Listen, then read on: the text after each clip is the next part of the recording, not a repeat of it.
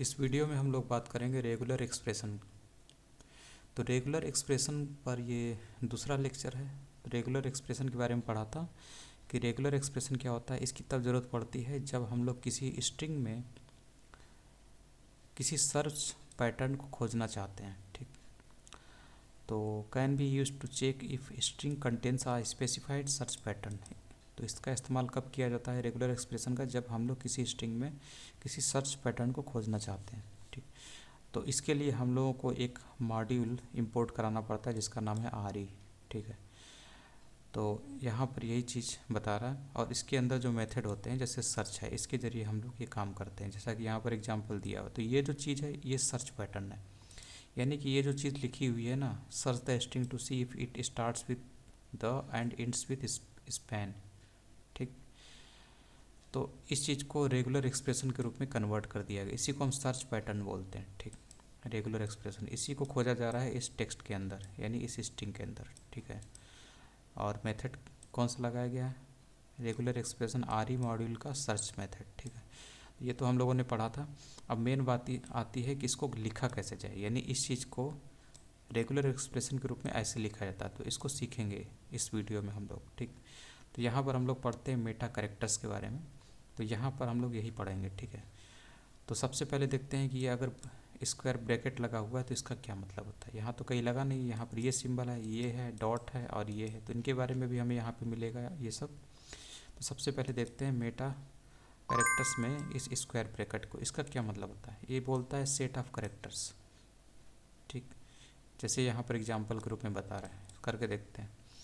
तो यहाँ पर आपका ये सब दिया हुआ स्ट्रिंग, इसके अंदर क्या खोजना है? Find all lower case characters alphabetically between a and m. ये बोल रहा है कि आपको इस स्ट्रिंग में ए से एम के बीच में आने वाले जो लोअर केस लेटर्स हैं उनको यहाँ पर आपको फाइंड करना है। ठीक है, इसलिए फाइंड ऑल मेथड लगा हुआ है। ठीक है, तो ये इसी मॉड्यूल का एक मेथड होता है फाइंड ऑल। इसके ज़रिए इस चीज़ को इसके अंदर से, इस सर्च पैटर्न को इसके अंदर खोजा जाता है।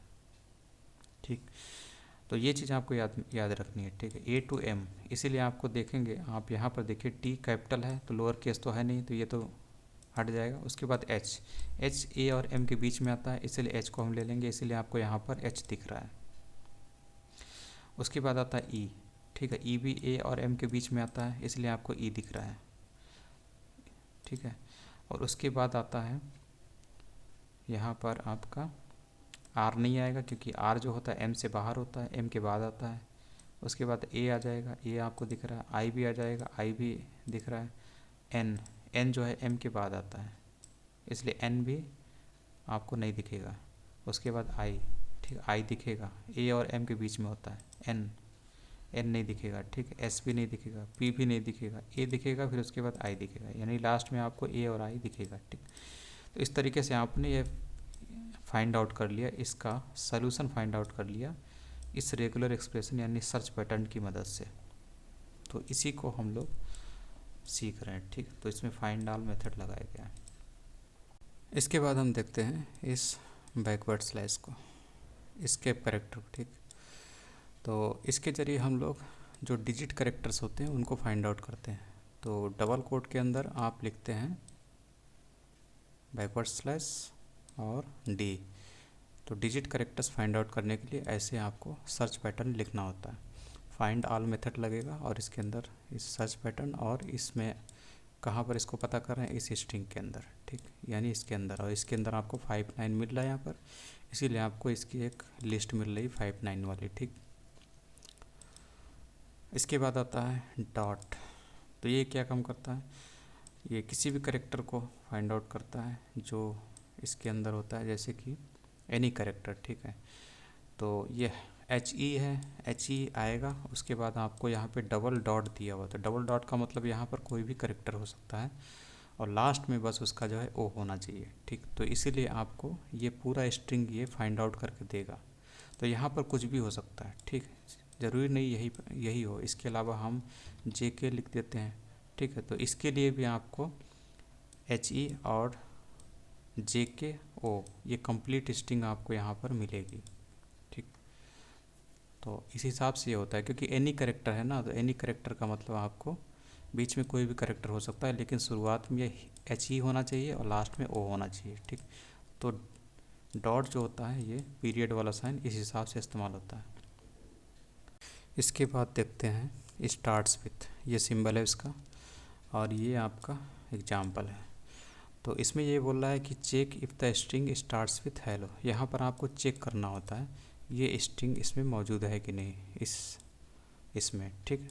तो अगर ये सिंबल लगा हुआ है, इसका मतलब ये कंप्लीट स्ट्रिंग यहाँ पर मौजूद है, इसका पता लगाते हैं, ठीक। तो यहाँ पे देखिए ये हमारा मॉड्यूल है और यहाँ पर ये मेथड लगाया गया है और इसके अंदर ये स्ट्रिंग है। और ये स्ट्रिंग मतलब जो भी इस स्ट्रिंग में ये जो खोजा जा रहा है ये वर्ड, तो ये वर्ड इसके स्टार्टिंग में ही आना चाहिए, तभी इसका आंसर आपको आएगा, ठीक है। जो आंसर आएगा वो इसमें आउटपुट हो जाएगा।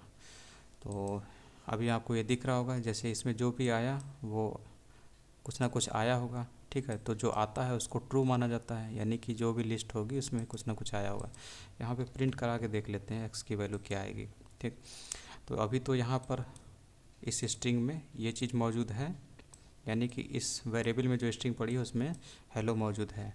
और यहाँ पर बोल भी रहा है कि हेलो से शुरुआत होनी चाहिए, अगर शुरुआत में है तो, और ये है, यहाँ से आपको प्रिंट होता हुआ भी दिख रहा है लिस्ट के रूप में, ठीक, लिस्ट आइटम के रूप में। तो इसीलिए ये ट्रू हो जाता है और ये कोड हमारा चल जाता है, क्योंकि इफ़ एक्स लिखा है, इफ़ एक्स का मतलब है कि लिस्ट में कुछ ना कुछ है तो ट्रू है, इसीलिए आपको ये प्रिंट चलते हुए दिख रहा है। अब अगर आप मान लीजिए इसके पहले कोई वर्ड लिख दीजिए, ठीक है, तो इसका मतलब है ये जो स्ट्रिंग है उसकी शुरुआत इस वर्ड से हो रही है, ना कि इस वर्ड से। तो अब क्या होगा, ये चीज़ आपको कोई चीज़ रिटर्न नहीं करेगी, क्योंकि ये जो वर्ड है, ये वर्ड जिसकी शुरुआत हेलो से हुई है, ये वर्ड से इस स्ट्रिंग में शुरुआत नहीं हो रही है, ठीक। अब आप देखें ये क्या होगा, ये एक्स में आपको कुछ नहीं दिखेगा, ठीक है, ब्लैंक दिखेगा। और ये भी कोड नहीं चलेगा क्योंकि ये फॉल्स हो जाता है, ब्लैंक मतलब फॉल्स, ब्लैंक लिस्ट होती है तो मतलब फॉल्स होता है। ये कोड नहीं चलेगा बल्कि ये एल्स वाला चलेगा, इसलिए आपको नो मैच दिख रहा है, ठीक। उसी तरीके से इंड्स विथ होता है, जैसे स्टार्ट्स विथ होता है वैसे ही इंड्स विथ होता है। ये लास्ट के वर्ड को वेरीफाई करने के लिए होता है कि जो इस वेरिएबल में पड़ी हुई जो स्ट्रिंग है उसका जो लास्ट वर्ड है वो प्लेनेट होना चाहिए, ठीक। तो प्लेनेट के बाद हम लोग डॉलर साइन लगाते हैं। तो अगर ऐसा होता है तो आपको ये ट्रू मिलेगा। तो यहाँ पर भी है और यहाँ पर भी आपको दिख रहा है। मान लीजिए हम यहाँ पर इंड लिखते हैं, कुछ भी लिख देते हैं, मान लीजिए HAT लिख देते हैं, HAT लिख देते हैं। तो अब क्या होगा, इस स्ट्रिंग में लास्ट वर्ड तो HAT है और ये यहाँ पर बोल रहा है कि लास्ट में क्या होना चाहिए, प्लेनेट होना चाहिए। तो यहाँ पर भी क्या होगा, आपको ये चीज़ नहीं मिलेगी, मतलब इसमें कुछ आएगा ही नहीं, जैसा पिछला एग्जाम्पल किया था, ठीक। यहाँ पर भी आपका नो मैच आ रहा है क्योंकि एक्स में कुछ आया नहीं, तो ये फॉल्स हो गया। इफ़ वाला ब्लॉक चलेगा नहीं बल्कि एल्स वाला चलेगा, इसलिए आपका नो मैच है, ठीक। क्योंकि ये सर्च पैटर्न इस स्ट्रिंग में मौजूद नहीं है, ठीक। मतलब ये चीज़ जो है इस स्ट्रिंग में लास्ट में नहीं आ रही है, लास्ट में HAT आ रहा था, ठीक। अब इसके बाद है जीरो या मोर अकरेंस पता करने के लिए, ठीक। तो ये जो था एनी कैरेक्टर के लिए था, लेकिन जहाँ पर अगर स्टार लगा हुआ है तो वो क्या बोलता है, जीरो या मोर अकरेंस पता करने के लिए। तो यहाँ पे देखिए search for a sequence that starts with HE followed by zero और मोर एनी कैरेक्टर्स, ठीक। तो यहाँ पर आप देख सकते हैं, यहाँ पर आपको आंसर मिला है प्रिंट करने पर, क्यों, क्योंकि HE तो है, HE है। और उसके बाद ये बोलता है डॉट कि एनी कैरेक्टर, यहाँ पर एनी कैरेक्टर यानी कि L हो सकता है, कोई दिक्कत नहीं। और ये बोलता है जीरो और मोर अकरेंसेस, यानी कि एक से ज़्यादा इसकी अकरेंस हो सकती है। एक बार L आया तो अगर आप यहाँ पर ये नहीं करेंगे तो दूसरे वाले L को ये इग्नोर कर देगा, ठीक। तो इसी को अवॉइड करने के लिए यहाँ पर हम स्टार का इस्तेमाल करते हैं, जिससे एक से ज़्यादा अकरेंसेस को वो अलाउ कर देता है, ठीक। तभी आपको यहाँ पर आंसर मिल रहा है। अगर यहाँ पर आप L लिख देंगे, ठीक, तब भी आपका ये रन कर जाएगा, क्योंकि ये जीरो से ज़्यादा, जीरो या मोर अकरेंसेस के लिए अलाउ होता है, ठीक है। ये भी अलाउ कर रहा है इसको, तो ये चीज़ होती है इसमें। तो दोनों मिल के काम कर रहे हैं तभी हो रहा है काम। उसके बाद होता है प्लस सिंबल, वन और मोर अकरेंसेस के लिए होता है ये।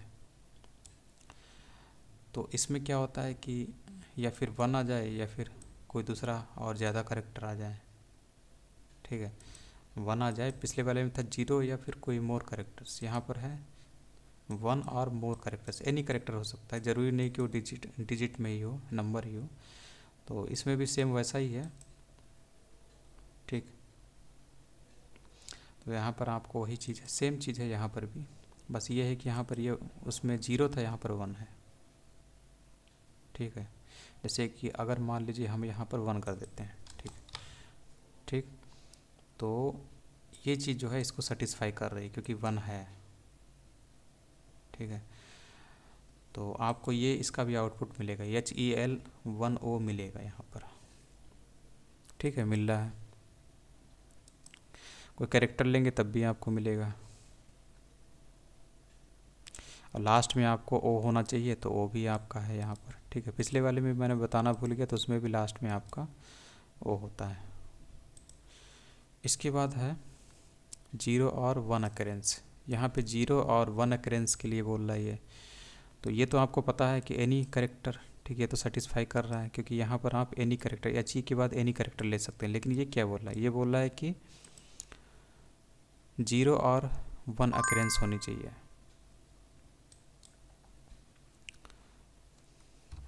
तो यहाँ पर ये बताने की कोशिश कर रहा है कि ये वाला जो है वो HE और O के बीच में एनी करेक्टर को अलाउ करता है, लेकिन ये क्या रोक लगाता है, ये बताता है केवल 0, यानी एक बार अकरेंस होनी चाहिए जो भी करेक्टर है उसका, या फिर 0 बार अकरेंस होनी चाहिए, एक ही बार 0 बार आना चाहिए, या फिर एक बार आना चाहिए, मतलब या फिर आए ही ना या फिर एक बार आए, ठीक है, डबल नहीं हो सकता।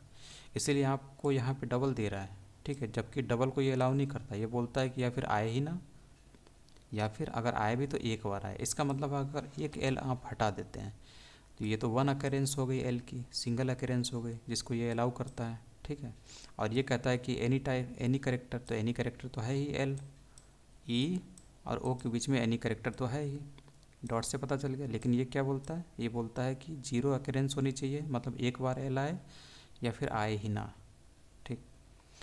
इसलिए अब आपको यहाँ पर आंसर इसका मिलेगा, आपको इसमें एक्स में क्या मिलेगा, HELO मिलेगा, ठीक है, प्रिंट करके आपको ये मिलेगा, ठीक। लेकिन अगर 2 कर दिया, ठीक, 2 कर दिया तब नहीं मिलेगा, 3 कर दिया तब भी नहीं मिलेगा, तब आपको एम्प्टी मिलेगा क्योंकि ये अलाउ नहीं कर रहा है। ये बोल रहा है कि जो भी जो रिपीट हो रहे हैं वो केवल एक बार आ सकता है, ठीक, मतलब वो रिपीट नहीं होना चाहिए, ये कहने का मतलब है। अगर आप तीसरा ले लेंगे तब भी आपका आउटपुट नहीं आएगा, ठीक है। तो ये चीज़ है इसमें, और लास्ट में तो आपका वो होना ही चाहिए, तो ये भी चीज़ सेटिस्फाई हो रही है, ये भी हो रही है, ये भी सेटिस्फाई हो रहा है, ये भी सब सेटिस्फाई इसमें हो रहे हैं। इसके बाद इसमें बता रहा है अगर ये करली ब्रैकेट है तो इसका मतलब exactly the specified number of occurrence, यानी कि जितना आप लिखेंगे उतने नंबर ऑफ अकरेंस आनी चाहिए, कोई भी रिपीट हो सकता है। अगर आपने एल लिखा है, एल 2 बार रिपीट हो रहा है तो ये यहाँ पर मिलेगा, ठीक। जितने नंबर ऑफ अकरेंस यहाँ पर अलाउ करते हैं, जैसे कि मान लीजिए आपने किसी करेक्टर को अलाउ कर रखा है एक बार, ठीक है, तो ये अब आपका ये आंसर नहीं मिलेगा क्योंकि एल यहाँ पर 2 बार है, आपने कह रखा है कि एक ही बार हो, ठीक है। तो ये काम गड़बड़ हो जाएगा, इसका आंसर आपको ब्लैंक मिलेगा, इससे मिला। अब मान लीजिए हम यहाँ पर 3 कर देते हैं, ठीक है, 3 टाइम्स यहाँ पर है अकरेंस, लेकिन यहाँ पर 2 टाइम्स है, तब क्या होगा, तब भी आपको ब्लैंक मिलेगा, ठीक। लेकिन अगर आप यहाँ पर एक और एल कर देते हैं, ठीक है, तब आपको यहाँ पर कंप्लीट स्ट्रिंग मिलेगी, ठीक है, क्योंकि HE से शुरू होती है और इससे क्या होता है एनी करेक्टर, और यहाँ से बोल रहा है कि 3 अलाउ हैं, रिपीटेशन जो है 3 अलाउ है, तो एल का 3 बार आया है, रिपीट हुआ है 3 बार, तो ये अलाउ है। लास्ट में ओ आ रहा है, यही आपका ये ओ है, ठीक, ये भी यहाँ पे सेटिस्फाई कर रहा है। तो इसीलिए आपको इस सर्च पैटर्न को आपको मिल रहा है आंसर कि हाँ ये जो चीज़ लिखी हुई है इसको मैथमेटिकली हम कैसे दिखाते हैं, रेगुलर एक्सप्रेशन के रूप में ऐसे दिखाते हैं, यानी सर्च पैटर्न हमारा ये है और इसको हम खोज रहे हैं, तो सही है, मिल गया हमको। इसको हम एक्स में डाल रहे हैं, ठीक है, इस मेथड के ज़रिए, फाइंड ऑल मेथड के ज़रिए फिर हम प्रिंट करा रहे हैं, ठीक। तो ये होता है, और ये है आइदर वाला, आइदर आर वाला। जो पहला होता है वो आइदर होता है, दूसरा आर होता है, इन दोनों में से कोई भी सेटिस्फाई हो गया तो आपको यहाँ पर मिल जाता है। जैसे कि अगर आप खोजना चाहते हैं find all falls, either falls और स्टेज, तो इस स्ट्रिंग में, इस वेरिएबल में जो स्ट्रिंग पड़ी है, देखिए इसमें कोई सा है टर्म यहाँ पर, तो फॉल्स, फॉल्स है यहाँ पर, ठीक है, और स्टेज नहीं है, तो आपको क्या मिलेगा, ये मिल जाएगा। ये फाइंड आप कर लेंगे, ठीक है, क्योंकि ये है इसमें।